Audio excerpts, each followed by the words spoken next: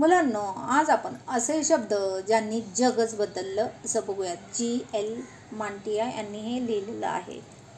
रडणं, ओरडणं आणि आपापल्या भावना व्यक्त करणं हे शब्दांशिवाय जरा कठीणच आहे. शब्दामध्ये आपलं आयुष्य बदलण्याची क्षमता असते. अशाच काही महान व्यक्तींच्या शब्दांनी जग बदललं. तर महात्मा गांधी यांचा जन्म 2 ऑक्टोबर 1869, 30 जानेवारी 1948. महात्मा गांधींचा मानवतेवर खूप विश्वास होता.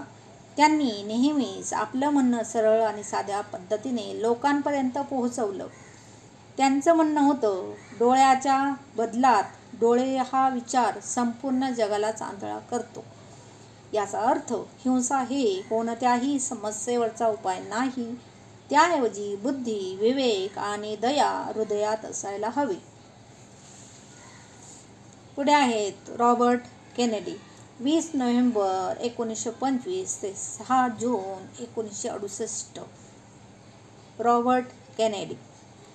रॉबर्ट केनेडी हे महान विचारवंत, मार्गदर्शक आणि बुद्धिमान असं व्यक्तिमत्व होतं.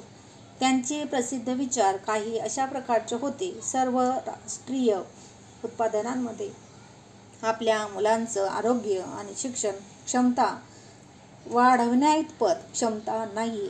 आपण यामुळे ना आपण आपली गरिबी दूर करू शकतो आणि नाही नाती दृढ करू शकतो.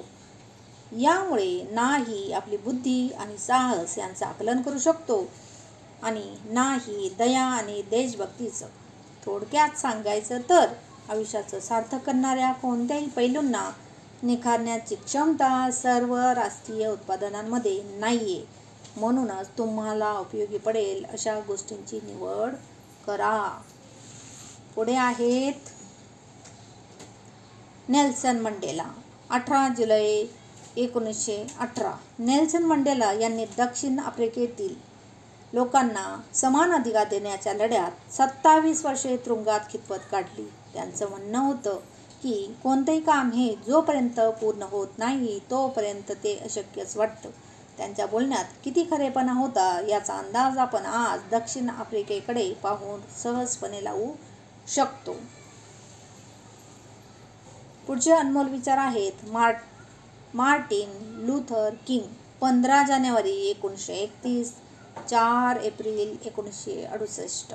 आफ्रिकन अमेरिकी सिव्हिल राईट्स आंदोलनात ठळकपणे लक्षात राहणारं नाव म्हणजे मार्टिन लूथर किंग हे आहे.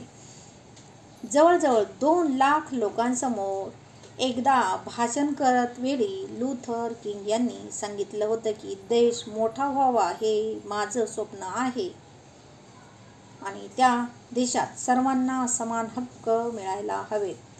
तर अशा पद्धतीने अनमोल विचार या अनमोल व्यक्तींचे आहेत. शब्द आपल्याला गुलाम देखील बनवू शकतात आणि स्वातंत्र्य देखील देऊ शकतात.